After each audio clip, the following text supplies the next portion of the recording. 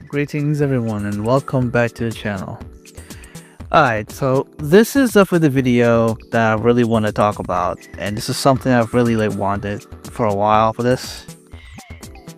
So with Tekken 8, since now at this point the DLCs of the first season has came and went by this point, as I'm definitely recording this, because I'm recording this at 2024. Yep, I'm still in 2024. It's not like 2025 yet. It's funny because I'm recording this on the final, because I'm recording this almost striking midnight. Is gonna be on the final day of the year. So there's a little something, so heads up for you boys. So I have to say, I'm gonna say this, like the season that we got, like the first season, was pretty controversial and was a bit lacking in the first season. The first few DLCs were pretty lacking. Okay, let's go with the characters we got. So we got Eddie as the first character, which I think is pretty cool, but at the same time I didn't really care much about Eddie. I'm more of a Christy guy than an Eddie guy. So just letting you people know, I'm more of a Christy Montero kind of person in terms of capoeira characters. Second character is Lydia Sobieska, which honestly could care less about her, and it's such a whatever character, I guess, because I really don't care. Just the least sexualized character. I mean, even though people can sexualize her like crazy, but she's not.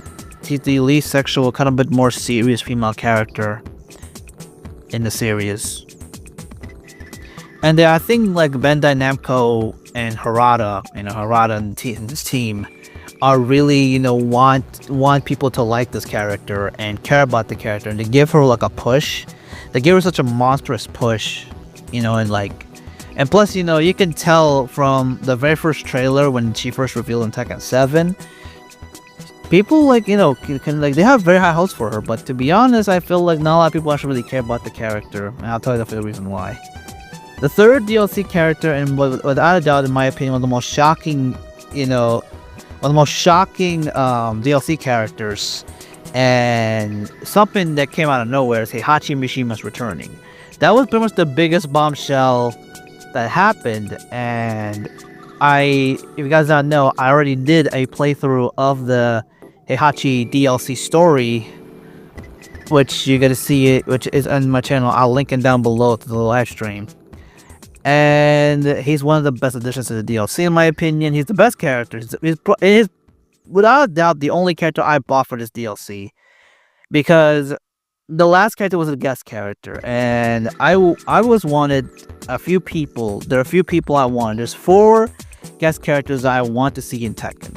The first character is Kazuma Kiryu, Goro Majima, Dante, or Virgil. These are the 4 DLC guest characters I would like to see.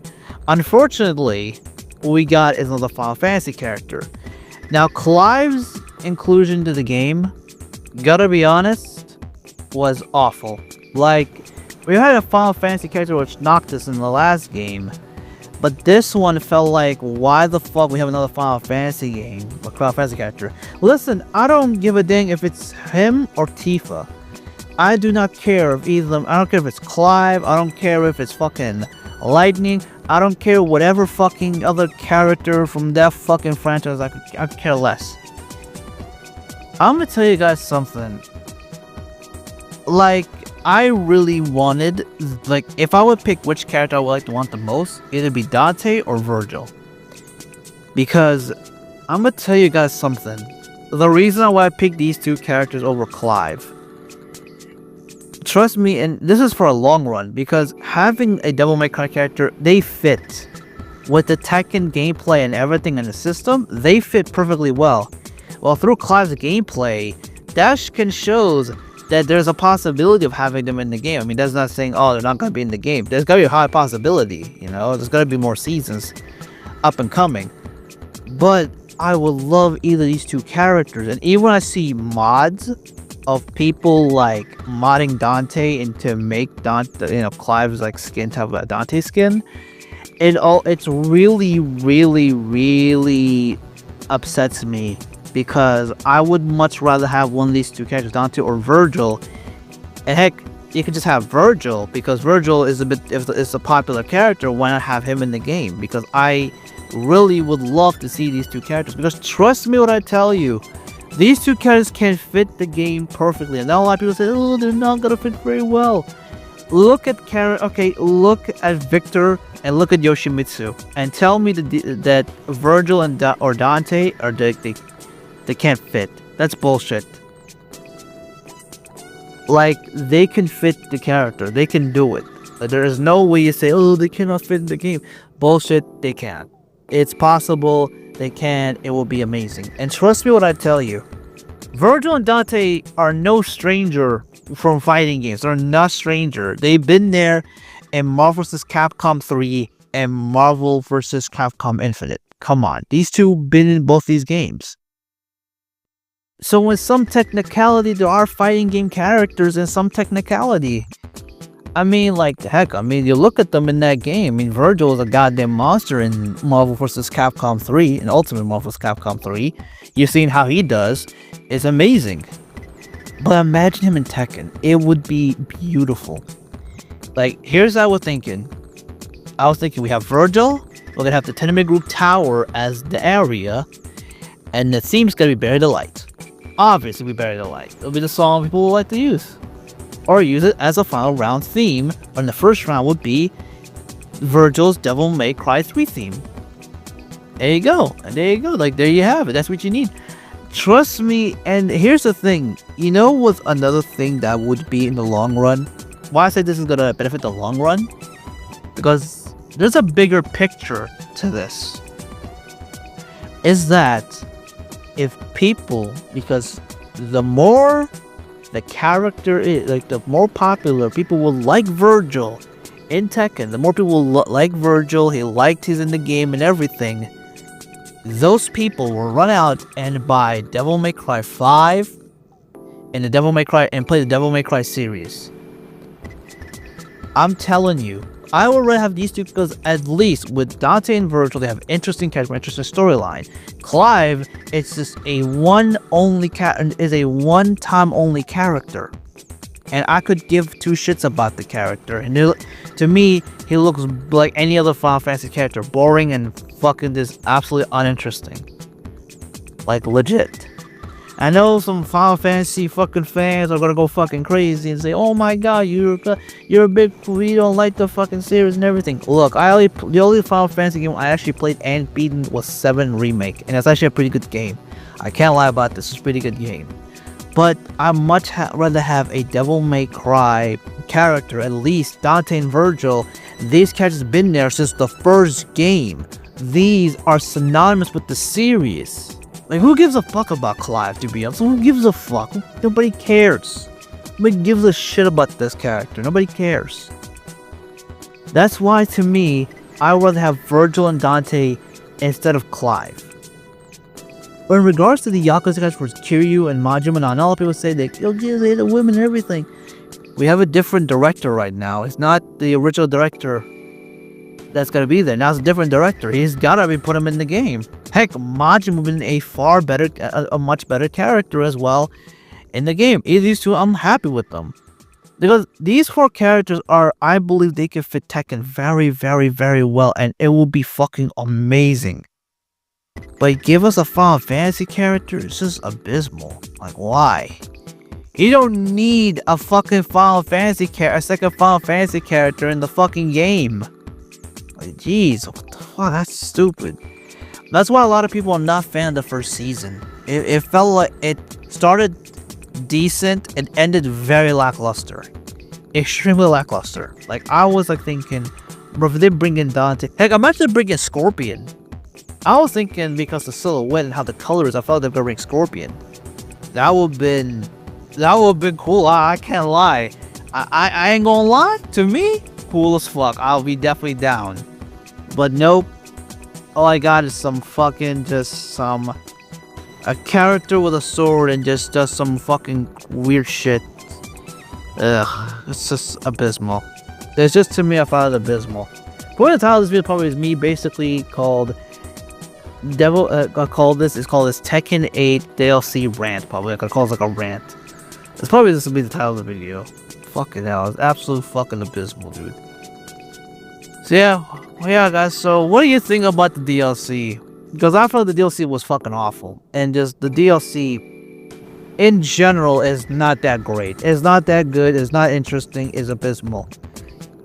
What do you guys think? It's just abysmal as fuck. It's terrible. You know what? I'm gonna add a little something here, guys. I'm gonna add a little something. The first guest character that came into Tekken 7 is Geese Howard. And people don't say, oh, it's Akuma. Akuma's not a guest character. Akuma is part of the fucking roster and is part of the story. If a character is part of the main story, that means he's part of the canonical games. So he is part of the Tekken family, even though he's not really in the other game. Because honestly, if Akuma came back in Tekken 8, trust me when I tell you, if you think Tekken 7 Akuma was bad, trust me, Tekken 8 would destroy any character without any shadow of a doubt. Absolutely. Geese was the first DLC character. At the time when he revealed, I felt like the trailer was sick. I loved his trailer, even though I didn't know about him. He was a fighting game. Heck, find out he was a King of Fighters character. I was like, okay, cool. I heard about King of Fighters. Like the moveset was cool. His demeanor was cool. I was like intrigued by the trailer by him being cool as fuck. He was like the first proper guest character in Tekken. He was actually the first ever guest character in Tekken history, and he was beloved by a lot of people. A lot of people loved Geese in Tekken 8. It's Tekken 7. With him, because his conclusion in the game, a lot of people play King of Fighters and try him out, knowing his lore and everything. He is by far one of the most badass fucking... He's the best guest character that came out in Tekken 7. It was fucking amazing, and I tried to play them. He is cool, fun, entertaining, and fun to play. Clive, to me, like, Geese would destroy Clive. Listen, I don't care Clive.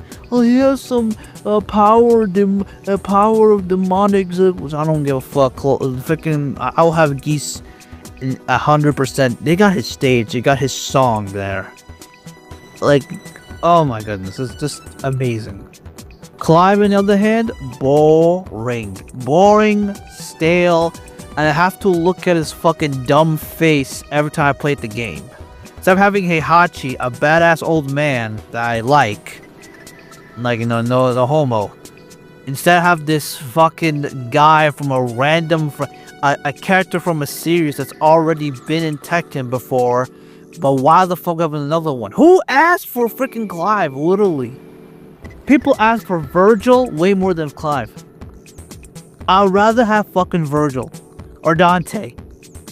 Like, fucking hell. Like, bring me, like, you want to bring another character, like a sword character? How about bring Alucard from the Castlevania series? You know what would be kind of cool? Alucard Helsing from the Helsing franchise. Imagine that. That'd be badass.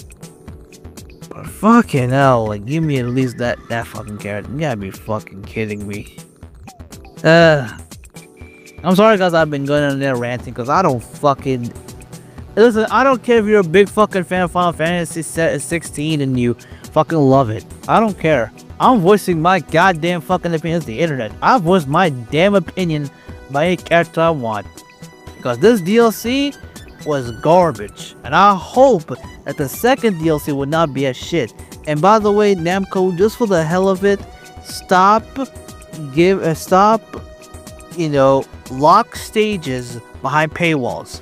Nobody liked it. Nobody liked it if it's separate. Nobody likes it with the character. Keep the stage as free to download instead of paid. For fuck's sake, nobody wants that. That shit is annoying. I feel a bit better now. I feel calm, feel better. I ranted enough. Let's hope that Tekken... I swear to God, if look at Street Fighter, their DLCs were fucking phenomenal with every character they got. Phenomenal. How the fuck did Tekken Street Fighter 6 have been phenomenal and Tekken 8 have just whack ass DLCs? Like Eddie, Lydia, These two characters should be on the base roster. I felt these two